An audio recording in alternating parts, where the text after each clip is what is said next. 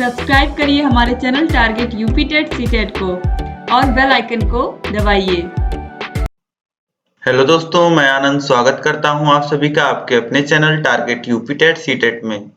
दोस्तों, हम पढ़ रहे हैं डीएलएड 4th सेमेस्टर के गणित विषय को और इसमें दोस्तों हम लोगों ने आपके यूनिट 1 को कंप्लीट कर लिया है और यूनिट 2 जो कि प्रोबेबिलिटी है, इसमें हम लोगों ने बहुविकल्पी प्रश्नों को देख लिया था। अब हम लोग अति लघुत्तरीय प्रश्नों को देखने वाले हैं इस वीडियो में, जितने भी अति लघुत्तरीय प्रश्न हैं।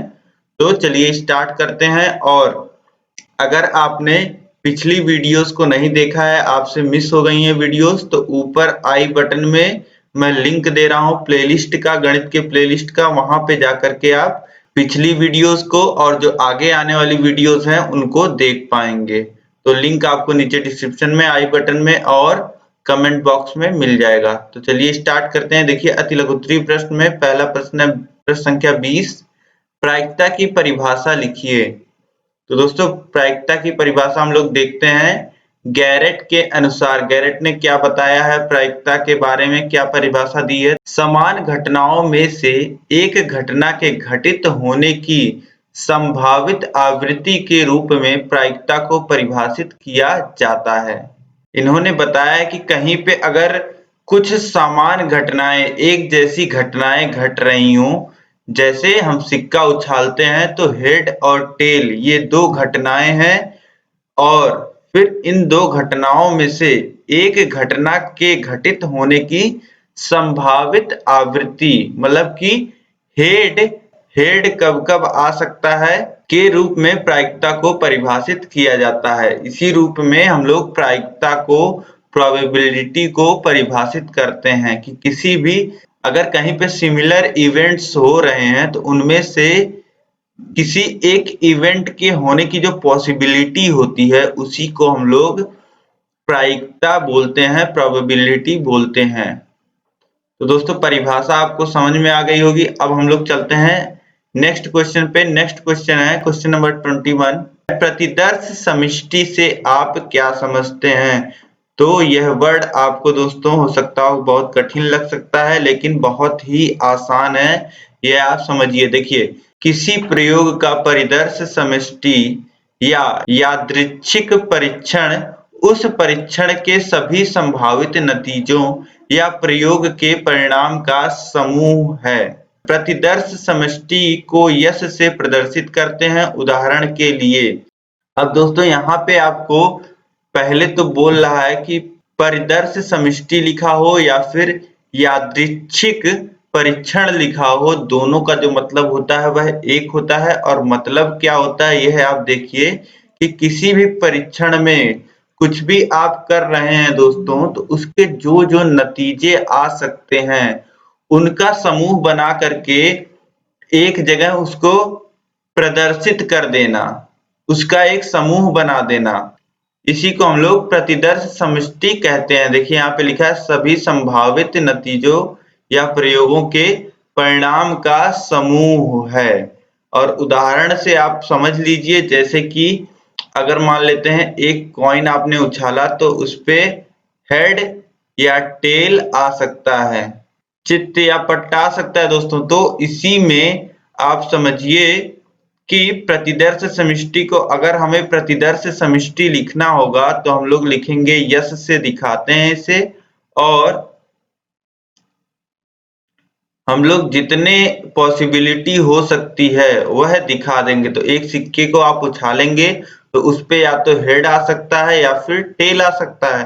तो यह दो संभावनाएं हैं, यही दो संभावनाएं हम लोग लिख देंगे और यही प्रतिदर्श समष्टि हो जाएगा इस इवेंट का, जो हम लोग सिक्का उछाल रहे हैं। लेकिन अब एक इवेंट और आप लोग समझिए कि अगर हम लोग दो सिक्कों को उछालते हैं तब क्या होता है। तब दोस्तों हो सकता हो कि दोनों सिक्कों पे हेड आ जाए, या फिर पहले सिक्के पे हेड आए और दूसरे पे टेल आए, या फिर पहले पे टेल आ जाए और दूसरे पे हेड आ जाए, या फिर ऐसा हो सकता है कि दोनों पे टेल आए। बस यही चार पॉसिबिलिटी है दोस्तों, इससे अलग पॉसिबिलिटी नहीं है। अगर दो सिक्कों को आप उछाल रहे हैं तो इस इवेंट में चार पॉसिबिलिटी बन रही हैं, उसी चार पॉसिबिलिटी को आप लिख लेंगे, यस से दिखा देंगे, वही हो जाएगा प्रतिदर्श समष्टि। और इसी प्रकार अगर आप लोग 3 सिक्कों को उछालेंगे तब आपको प्रतिदर्श समष्टि देखिए इस प्रकार कुछ मिल जाएगा। तीनों पे हेड या फिर 2 पे हेड, 1 पे टेल, या फिर पहले पे हेड, दूसरे पे टेल और तीसरे पे हेड, या फिर पहले पे हेड बाकी दोनों पे टेल, या फिर पहले पे टेल बाकी दोनों पे हेड, या फिर पहले और तीसरे पे टेल और दूसरे पे हेड, या फिर पहले दोनों पे टेल और तीसरे पे हेड, या फिर तीनों पे टेल। तो इस प्रकार दोस्तों आप समझ सकते हैं, अब समझ गए होंगे कि प्रतिदर्श समष्टि क्या होती है और प्रतिदर्श समष्टि में हम लोग क्या दिखाते हैं। अब चलिए आगे चलते हैं दोस्तों। प्रश्न संख्या 22 है, यदि 2 सिक्कों को एक साथ उछाला जाए तो एक सिक्के के चित्त तथा दूसरे के पट्ट आने की प्रायिकता ज्ञात कीजिए।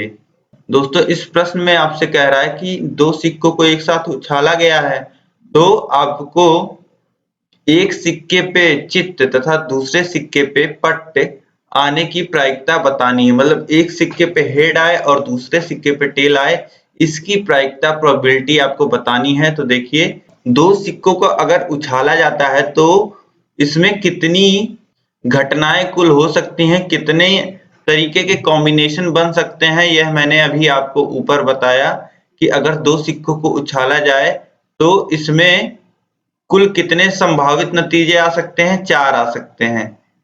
यहाँ पे हमने देखा। अब यही दोस्तों हमें यहाँ पे अप्लाई करना है। कुल संभावित नतीजे जो आपको मिल जाएंगे, जो S आपको मिल जाएगा वह मिल जाएगा हेड हेड, टेल हेड, या फिर हेड टेल, या फिर टेल टेल। ठीक, यह हमारा S है। अब दोस्तों यहाँ पे आपको देखना है कि हमें क्या चाहिए, हम किसकी प्रोबेबिलिटी निकाल रहे हैं। तो देखिए हम लोग निकाल रहे हैं कि एक हमारे पास हेड आना चाहिए और एक टेल आना चाहिए, एक चित्त आना चाहिए और दूसरे पे पट्ट आना चाहिए। लेकिन दोस्तों यहाँ पे स्पेसिफिकली नहीं कुछ कहा है कि पहले पे चित्त आना चाहिए दूसरे पे पट्ट आना चाहिए, ऐसा कुछ इसने नहीं कहा है। तो आप ये जो 2 इवेंट हो रहे हैं, बीच वाले 2 घटनाएं जो हैं, ये हैं पहले पे टेल और दूसरे पे हेड, या फिर पहले पे हेड दूसरे पे टेल, यह 2 घटनाएं आपके पास हो जाती हैं। तो दोस्तों टोटल घटनाएं यहाँ पे आप देख रहे हैं कि 4 तरीके के परिणाम हमें मिल सकते हैं और जिनकी प्रोबेबिलिटी हमें निकालनी है वो 2 तरीके के परिणाम हैं। तो जैसा कि यहाँ पे आप लिखा हुआ भी देख सकते हैं कि एक सिक्के पर चित्त तथा दूसरे पे पट्ट आने की कुल संख्या घटना कितनी है, 2 है। तो अब देखिए एक सिक्के पे चित्त तथा दूसरे पे पट्ट आने की संभावना बराबर क्या हो जाएगा कि घटना के घटित होने की संख्या बटे कुल घटनाएं। अब यहाँ पे दोस्तों आप सीधे सीधे यस में देख के बता सकते हैं कि जो एक सिक्के पे चित्त और दूसरे पे पट्ट आने की घटना है वह 2 बार घटित हो सकती है और बटे कुल घटनाएं कितनी घटित हो सकती हैं, 4। तो 2/4 हमें मिल जाएगा प्रोबेबिलिटी। इसे हम लोग कितना लिख सकते हैं, 1/2। तो यह हमारा उत्तर हो जाएगा 1/2। अब अगले प्रश्न पे बढ़ते हैं। प्रश्न संख्या 23 है, यदि कोई कंपनी 18 लाख शेयर आमंत्रित करती है और उसे प्राप्त करने के लिए 108 लाख लोग आवेदन करते हैं तो प्रत्येक आवेदक का उस कंपनी का शेयर प्राप्त करने की संभावना ज्ञात कीजिए। अब दोस्तों आपको यहाँ पे दे दिया गया है कि कंपनी ने 18 लाख शेयर आमंत्रित किए हैं और फॉर्म कितने भरे गए हैं, 108 लाख द्वारा फॉर्म भरे गए हैं। अब दोस्तों ये वैसा ही क्वेश्चन है कि किसी परीक्षा में अगर इतने फॉर्म भरे गए हैं और सीटें इतनी हैं, परीक्षा पास करने के बाद सीटें इतनी हैं, तो इसी तरीके से दोस्तों वह भी प्रश्न सॉल्व होगा। तो इस प्रश्न को आप समझ लीजिए। देखिए 18 लाख शेयर, इन्हीं में से दोस्तों यही शेयर बटने हैं लोगों में, और कितने लोगों ने फॉर्म भर दिया है, 108 लाख लोगों ने। तो यहाँ पे एक व्यक्ति के शेयर प्राप्त करने की संभावना कितनी हो जाएगी दोस्तों, देख लीजिए। यह हो जाएगी कुल शेयर की संख्या बटे कुल आवेदनों की संख्या।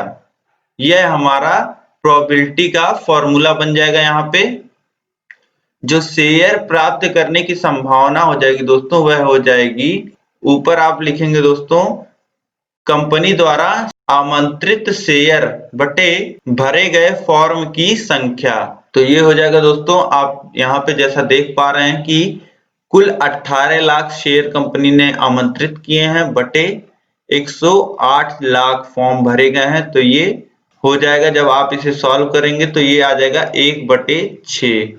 तो प्रोबेबिलिटी कितनी होगी एक व्यक्ति के शेयर को प्राप्त करने की, वह हो जाएगी 1/6। मतलब कि 6 लोगों में से किसी एक व्यक्ति को कंपनी का शेयर प्राप्त होगा। प्रोबेबिलिटी का प्रयोग दोस्तों शेयर मार्केट में भी किया जाता है। अब देखिए अगला प्रश्न है दोस्तों, प्रश्न संख्या 24। यदि एक थैले में समान आकार की 100 गेंदों में से 50 गेंदें लाल रंग की, 30 गेंदें नीले रंग की, 15 गेंदें पीले रंग की और 5 गेंदें हरे रंग की हों, तो थैले में से नीले रंग की एक गेंद निकालने की संभावना क्या होगी? अब दोस्तों यहाँ पे इस तरीके का प्रश्न हम लोग बहुविकल्पी में भी कर चुके हैं।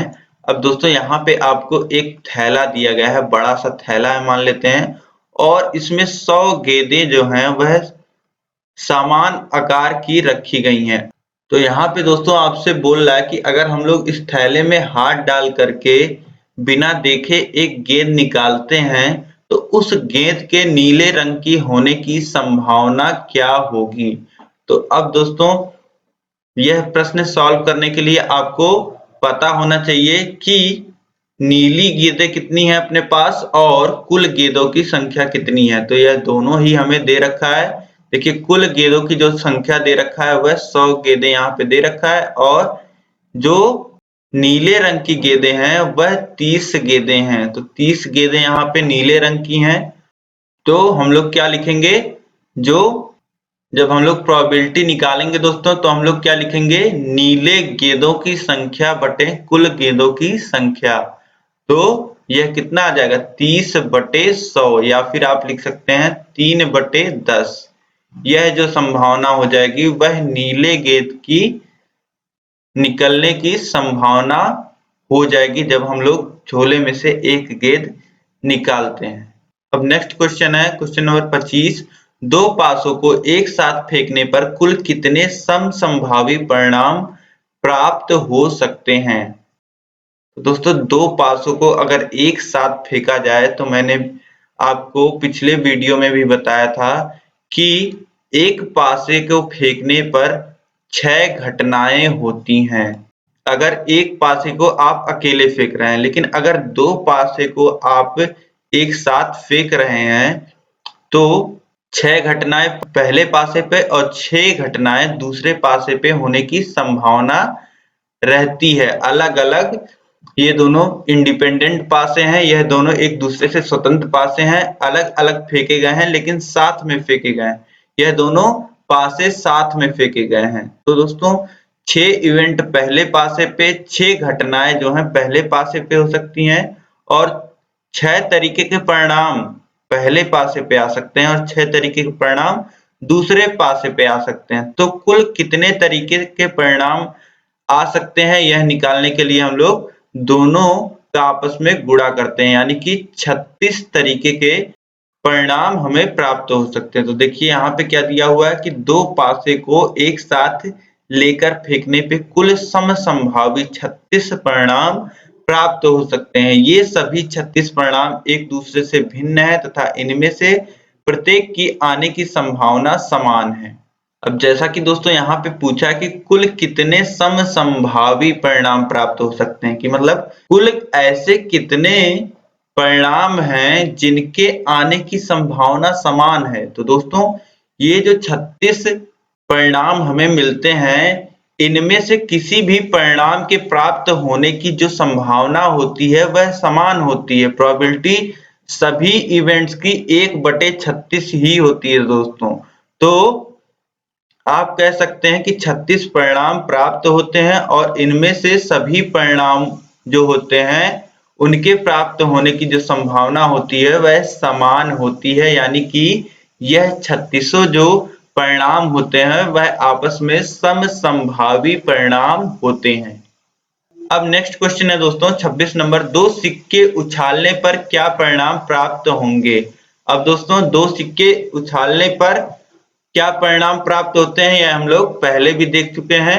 अब देखिए यह क्वेश्चन आपके बीटीसी 2018 में पूछा है, तो हम लोग जानते हैं दोस्तों कि दो सिक्के जब हम लोग उछालते हैं तो हमें यह 4 परिणाम प्राप्त हो सकते हैं। और दोस्तों परिणामों की संख्या ज्ञात करने के लिए एक फॉर्मूला भी होता है 2 के पावर n। अगर सिक्कों को उछाला जा रहा है दोस्तों तो कितने परिणाम प्राप्त होंगे, इसके लिए यह फॉर्मूला होता है 2 के पावर n। अब n इसमें क्या होता है, n होता है सिक्कों की संख्या। तो यहाँ पे दो सिक्के हैं तो 2 के पावर 2 यानी कि 4 परिणाम प्राप्त होंगे। अगर 3 सिक्के होते तो 2 के घाते 3 होता, 8 परिणाम दोस्तों यहाँ पे हमें देखने को मिलते। लेकिन यहाँ पे केवल 2 सिक्कों को एक साथ उछाला गया है तो हमें 4 परिणाम देखने को मिलते हैं, जो हम बहुत आसानी से समझ भी सकते हैं कि कौन कौन से परिणाम होते हैं इन चारों में। अब इन चारों परिणामों को दोस्तों हम लोग अपने उत्तर में लिख के दिखा देंगे तो यह हमारा उत्तर हो जाएगा। अब देखिए यहाँ पे हमने दोस्तों सभी अतिलघुत्तरीय प्रश्नों को देख लिया है। अब इसमें अगर आपको कहीं दिक्कत है तो आप मुझे कमेंट करके बताइए। यह वीडियो दोस्तों आपको पसंद आई है तो वीडियो को लाइक कर दीजिए, अपने दोस्तों में अधिक से अधिक शेयर कर दीजिए, सभी ग्रुपों में शेयर कर दीजिए। और अभी तक आपने चैनल को सब्सक्राइब नहीं किया हुआ है तो प्लीज आप लोग चैनल को जरूर सब्सक्राइब कर लीजिए और बेल आइकन पे जरूर क्लिक कर लीजिए, जिससे सभी जो वीडियोस की नोटिफिकेशन है वह आपको मिल पाए। दोस्तों जितना आप लोग लाइक और कमेंट करेंगे हमारा प्रयास भी उतना बढ़ेगा, मनोबल भी उतना बढ़ेगा। आपके लिए हम लोग और अच्छी वीडियोस लेकर के आएंगे, तो लाइक और कमेंट करने में आप लोग हिचकिए मत और चैनल को जरूर सब्सक्राइब करके रखिए ताकि आपसे कोई भी वीडियो मिस ना हो। अब दोस्तों गणित के बाकी वीडियोस देखने के लिए आप लोग ऊपर गणित के प्लेलिस्ट के लिंक पे क्लिक करिए आई बटन पे, या फिर डिस्क्रिप्शन बॉक्स में, या फिर कमेंट बॉक्स में, और बाकी सब्जेक्ट के भी लिंक पे क्लिक करके आप लोग बाकी सब्जेक्ट की भी पढ़ाई करिए। तो मिलते हैं नेक्स्ट वीडियो में। इस वीडियो में अंत तक बने रहने के लिए आपका बहुत बहुत धन्यवाद। जय हिंद।